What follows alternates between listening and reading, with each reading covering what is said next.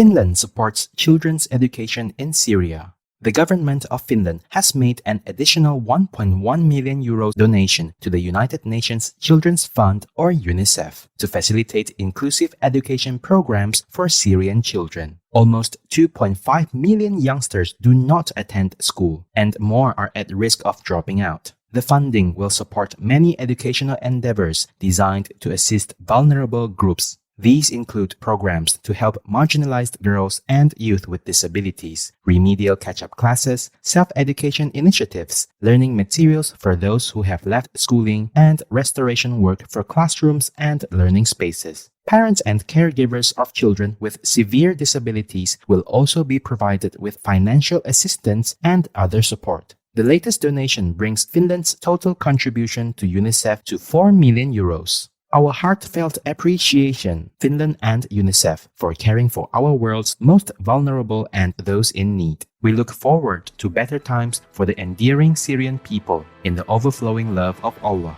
Omicron infects deer people in United States. In a sample, 15% of white-tailed deer people on Staten Island in New York, USA, tested positive for the Omicron COVID variant. This is the first recorded case of wild animal persons carrying Omicron. Previous coronavirus variants have also been discovered in other species of deer people in the US, including in Iowa, where 80% of the gentle deer persons tested positive. In the case of the New York population, genetic sequencing showed consistency with human to deer people spillover. Veterinary microbiologist Dr. Suresh Kuchipudi explained that the possibility of the virus being passed back to humans is a concern, but that the virus completely mutating is more worrying. He stated, then it can escape the protection of the current vaccine, so we'd have to change the vaccine again. Thank you, involved scientists in the lab and field. We pray that humans realize that our only protection is virtuous living, starting with a life-respecting vegan diet in heaven's mercy. Go ahead and make war, so that you can condemn yourself eternally in hell.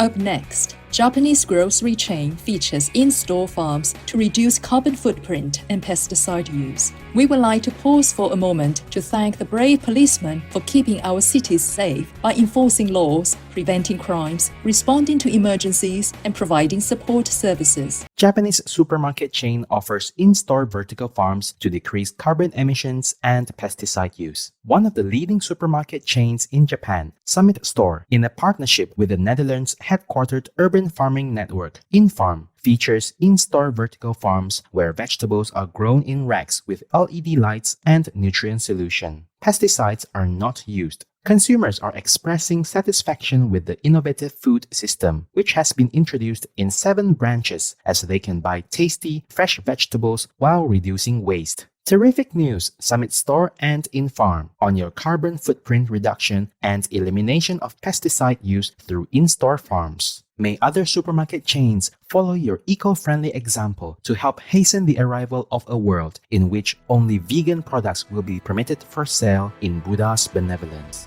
Scottish charity Kids Operating Room, or Kids OR, successfully opens 50th life-saving pediatric operating theatre. The Edinburgh-based organization was started by husband and wife, Gareth and Nicola Wood, in 2018, and its operating rooms are spread across 20 countries. Kids OR provides access to medical treatment for children in some of the world's most underdeveloped nations. The latest site in Ghana will perform up to 35,000 safe operations annually. Kids OR ships and installs all necessary medical equipment and funds the training of future pediatric surgeons through the provision of surgical scholarships. By 2030, the organization plans to create 120 centers of excellence across East and West Africa, each with world-class, state-of-the-art operating rooms offering pre- and post-operative care. It also plans to further its work in Latin America and other parts of the world.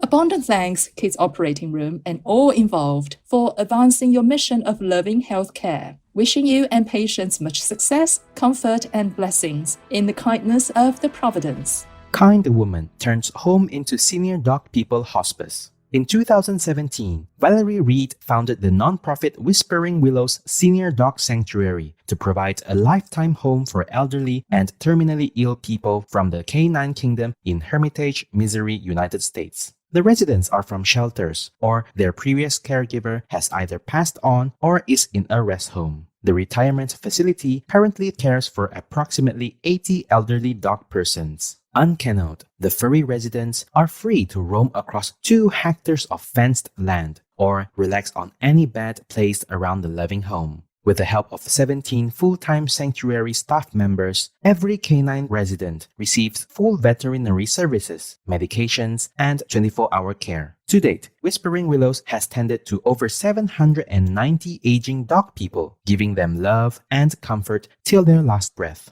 Our tearful gratefulness, Valerie Reed and Whispering Willows Senior Dog Sanctuary. In God's loving embrace, may all cherished individuals from the animal kingdom live happily ever after. Vegan meat production surging in Argentina to meet rising consumer demand.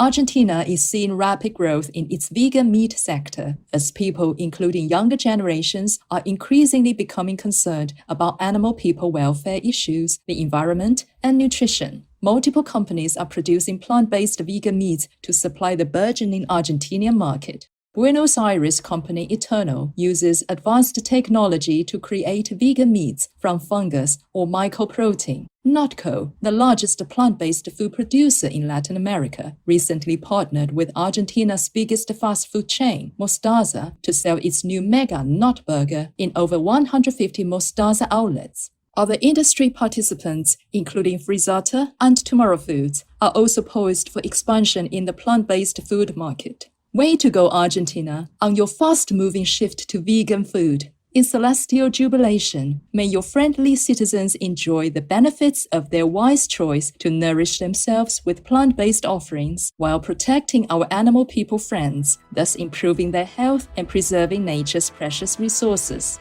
Italian fashion label announces ban on fur. Luxury brand Dolce & Gabbana announced it will discontinue the use of animal people fur in all its collections beginning this year. Instead, it will use recycled materials to create sustainable faux fur alternatives. The announcement was welcomed by animal people rights groups, with chairman of the Fur-Free Alliance, John Vinding, saying, "The world is changing, and brands like Dolce & Gabbana are rightly adapting to an evolving consumer, one that wants companies to take a stand against animal cruelty." Unfortunately, animal people-derived materials such as wool and cashmere are still being used by the company. The brand now joins the likes of Chanel, Gucci, Versace, and Burberry, who have also made the pledge to ban fur in recent years. Congratulations, Dolce & Gabbana, on your significant step forward. In divine guidance, may all designers follow your footsteps and more, and put an end to the needless suffering of our dearest animal people friends.